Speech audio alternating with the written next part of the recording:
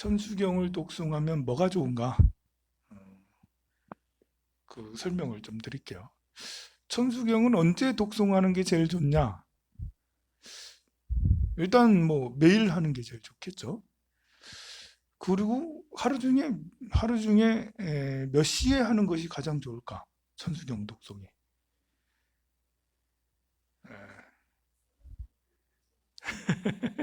그래 보살님 말대로 새벽하고 뭐 그 낮에 하고 저녁에 하고 뭐 하루 3번 하면 얼마나 좋겠네요. 이렇게 아침에 일어나서 하고 자기 전에 하고 이러면 더 좋겠죠. 좀 비유하자면 청소라고 생각하면 돼요.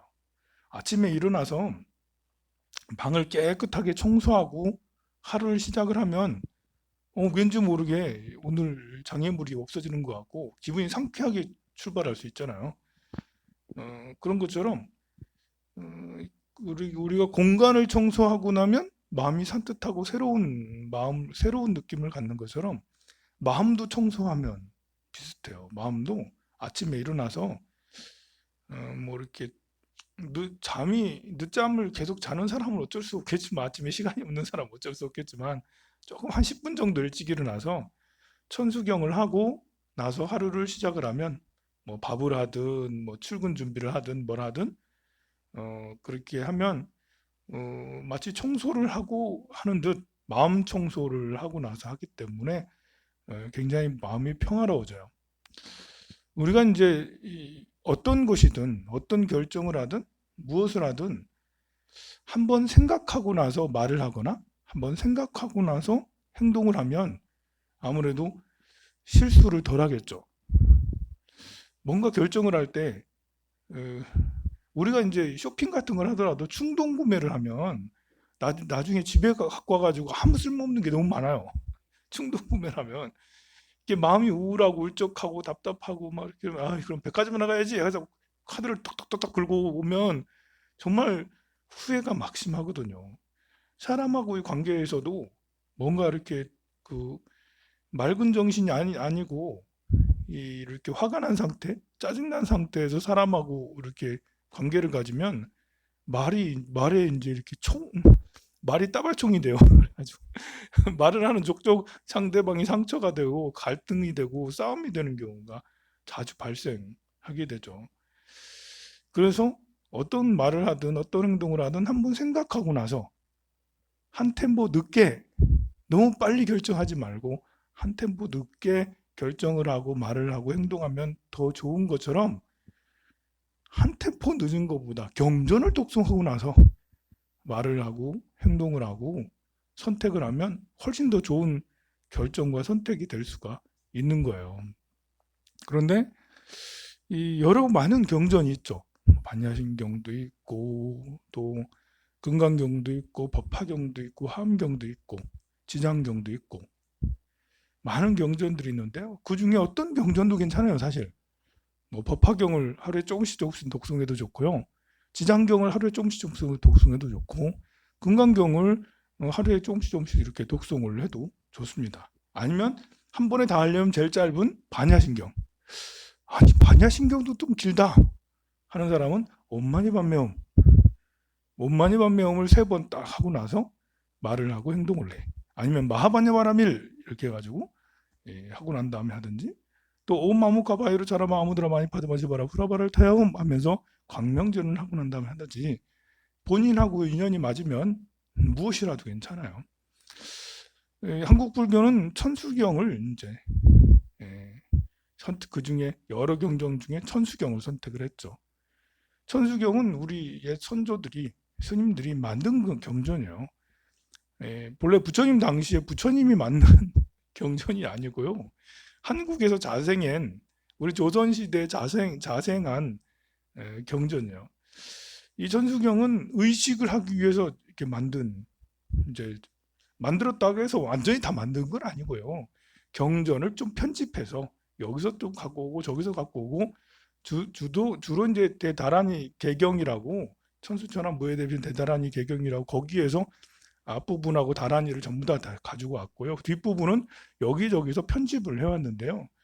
그것은 왜 그랬냐면 불공을 올리기 위해서, 또 천도제를 지내기 위해서, 어떤 의식을 하기 위해서 뭐 이렇게 방생의식을 한다든지, 이렇게 수륙대제를 한다든지, 영산제를 한다든지, 그런 제를 지내고 불공을 드리고, 뭐 때로는 이렇게 그, 그 자동차 뭐 이런 거 있잖아요.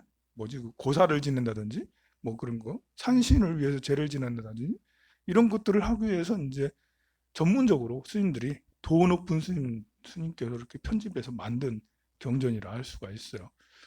그래서 그렇다면 이것은 어찌 보면 우리 의식을 맑히는데, 공을 들이는데 최적화된 경전이라 할 수 있죠. 우리가 이제 불공을 들이고 제를 지내고 고사를 지내고 하는 것은 모두 다 이렇게 이 신묘한 힘을 우리가 원하고, 또 어떤 영험을 바라는 이런 것이 있잖아요. 그래서 강신, 강불, 강보살, 보살이 강림하다, 부처님이 강림하다, 또 산신, 뭐 이렇게 용왕신이 강신하다, 그렇게 하는데 가장 최적화된 경이라 할 수 있어요. 그래서 또 이렇게 또 하나의 것은 소재, 업장소멸과 소재의 공이 있죠. 모든 것을 깨끗이 하는, 또 다 나쁜 것을 털어버리는, 장애를 막는, 그런 그 장애를 막는 역할과 나쁜 것을 떨어뜨리는 그런 역할, 또 불보살님의 가피를 받는 그런 힘이 다른 어떤 경전보다 뛰어나다고 할 수가 있겠죠. 그렇다고 해서 천수경만 주구장창 하라는 건 아니에요. 금강경도 법화경도 화엄경도 다 좋으니까요. 내가 한 100일 정도는 천수경을 좀 해야겠구나. 3년 정도는, 100일은 너무 짧아.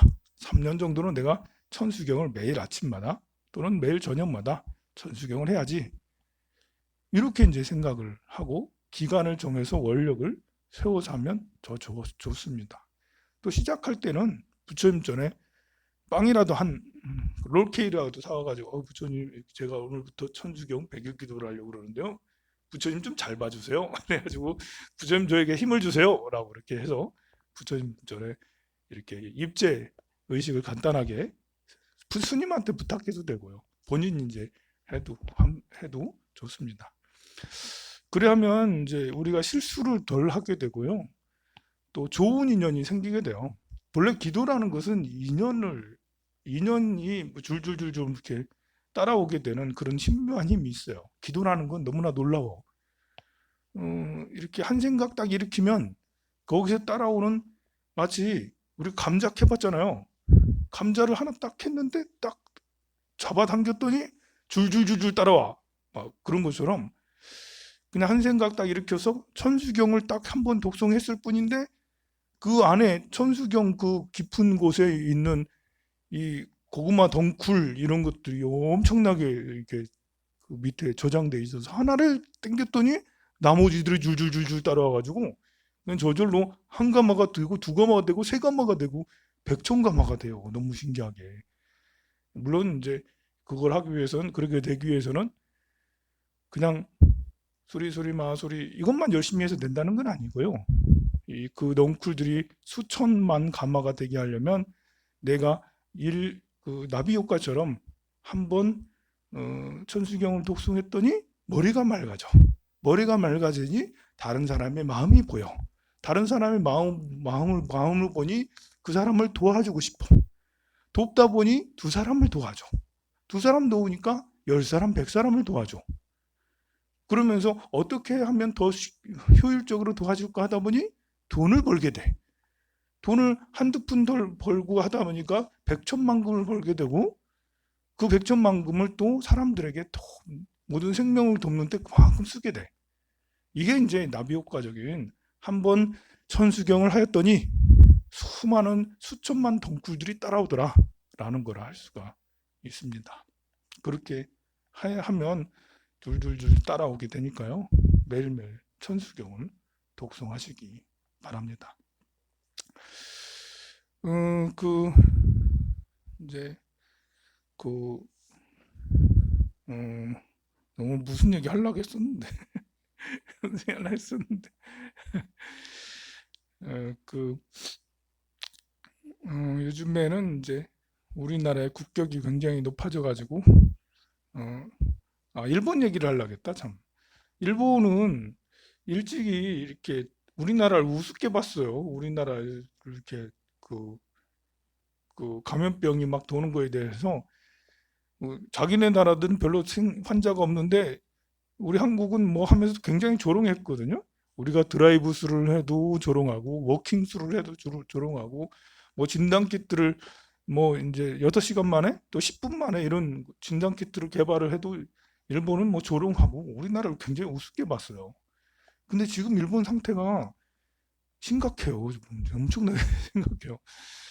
병원들에서 자꾸 감염자들이 자꾸 나타나요. 무슨 병원, 무슨 병원. 우리 같으면 서울대병원 같은데 큰 병원 있잖아요.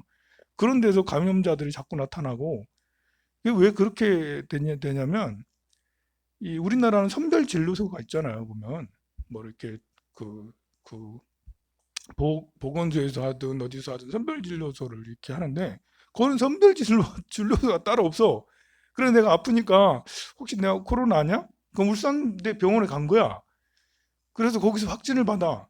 아니, 거기서 바로 가니까 사람이 많아가지고 안 되는데요? 다른 병원 가. 거기서는 다른 데는 봐. 그래가지고 거기서 다른 세 번째, 네 번째 간 병원에서 확진을 받아. 그러면 이제 어떻게 되는 거예요? 전염이 이 병원 저 병원 다 가잖아요. 그러다 보니까 이제 의료진들도 그 병이 많이 감염이 되는 거예요. 특히 이제 간호사들은 특히 그 외국계 간호사를 많이 쓰거든요. 일본인들은 뭐 베트남이나 필리핀이나 이런 간호사들이 많이 오게 되는데요. 대체로 이제 아이가 있어요. 나이가 아직 젊다 보니까. 그런데 그 어린이집에서 간호사 자녀들은 안 받는데 간호사 안 받아. 오지 말라 근데 오지 말라고. 왜냐하면 간호사들이 대부분 감염병에 막 걸리게 되니까요. 그럼 병원이 지금 이제 이렇게 그 어떤 수포 전파 지역이 돼 버리는 거예요. 병원이. 그러니 이 지금 어쩌면 일본인들의 한 5% 10% 정도가 가히 감염병에 다 걸렸을지도 모르는 위험에 빠져 있다는 거죠. 그래서 처음에는 그렇게 뭐 발표도 안 하고 또 진단도 별로 안 하고 막 그러더니 지금은 발등에 불이 떨어진 것처럼 이제 어떻게 할 수가 없어.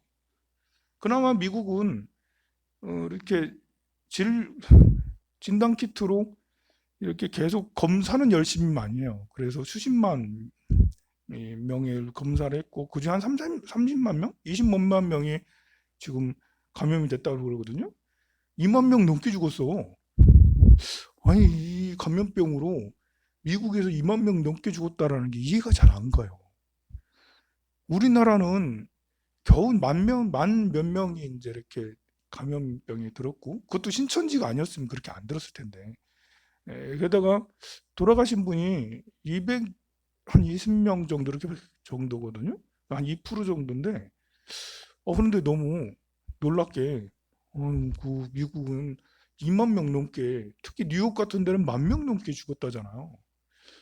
야, 우리나라가 잘하는 건지 미국이 못하는 건지 미국이 세계에서 제일 방역 1등이라고 작년까지만 해도 이렇게 연구 조사가 있었는데 방역 1등은 대한민국이 됐어요. 지금 신기하게.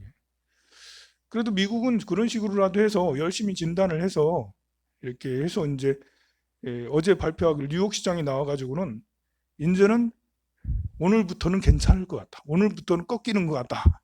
라면서 미국이 이제 조금씩 잦아들 거라고 그 사람들이 또 많이 안심을 했어요. 근데 문제는 일본이 문제. 일본, 일본은 이거는 뭐 진단도 제대로 안 하지. 뭐 이렇게 병원들이 전부 다 감염돼 있어가지고 하지. 아베는 뭐 이렇게 발표를 하긴 하는데 이 뭐 이렇게 위험하다고 선포를 하긴 하는데 위험하면 뭐 이렇게 그만큼에 대한 그 강력한 대응책을 내야 되는데 강력한 대응책은 또 안 내지. 세계에서 유일하게 이렇게 지역을 막지 않고 우리는 그냥 거리 이동만 제한했잖아요. 제한도 강제가 아니었어. 그냥 될 수 있으면 2m 넘게 간격을 유지해 주세요라고 그렇게만 하고 지역 간의 이동 같은 건 자유롭게 했잖아요.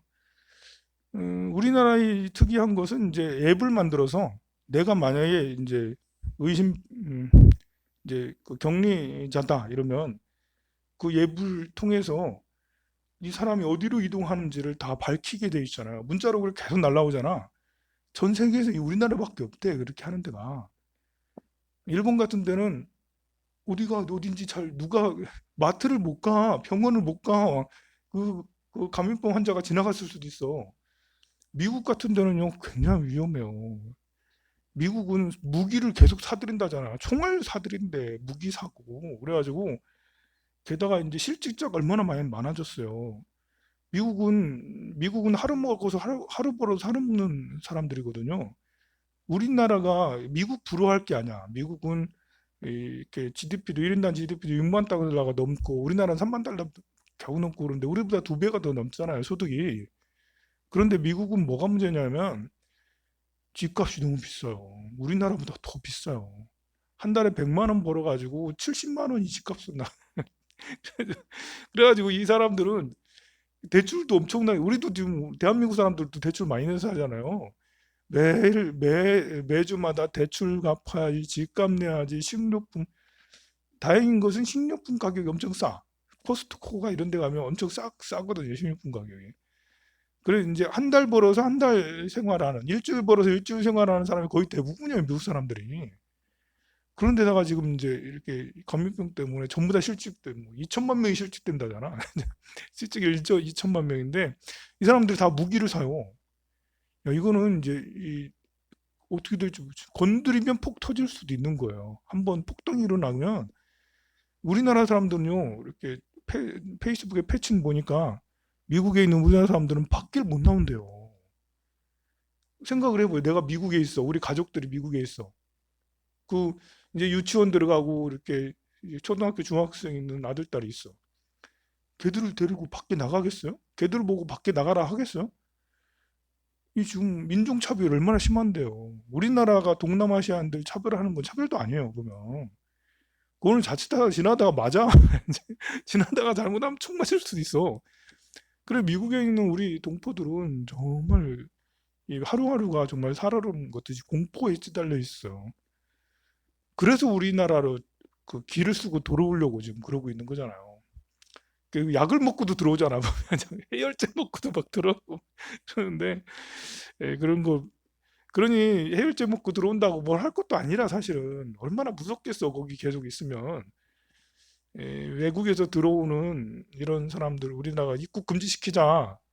아이, 잘 나갈 때는 지들이 이렇게 이민해서 살더니 이중국적 하더니 이렇게 그 나라에서 힘드니까 우리나라 돌아 아유 저 짜증나 이렇게 말하는 사람들이 많은데 그럴 게 아니라 좀 대승적인 넓고 큰 마음으로 외국에서 살면 얼마나 벌벌 떨겠어 공포스럽고 좀 우리나라 비용이 좀 들더라도 들어와 가지고 좀 격리 생활 좀 한 2주 정도 격리 생활 하면 좀 낫잖아요.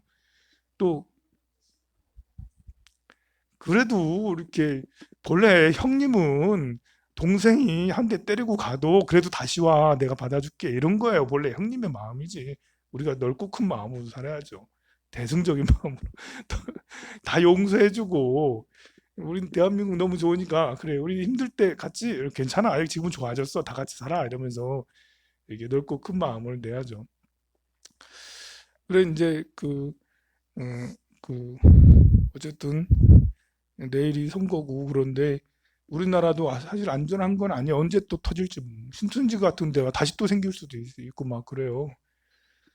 이렇게 자영업이 굉장히 어렵고 힘들고 또 이렇게 소비가 너무 이렇게 소비 절벽이 현상이 일어나가지고 소비를 너무 안 해서 지금 경제 대공황이 생길 수 있는 그런 걱정도 되긴 하지만 그 가운데 우리는 충분히 프라이드를 가지고 감염병이 없어지면 다시 큰 활기를 펼쳐서 다시 한번 약진할 수 있는 그런 기회가 반드시 올 거란 희망을 가지고 다들 힘들지만 같이 함께 기도하면서 이겨내면 좋겠습니다. 천수경 독수 열심히 하세요.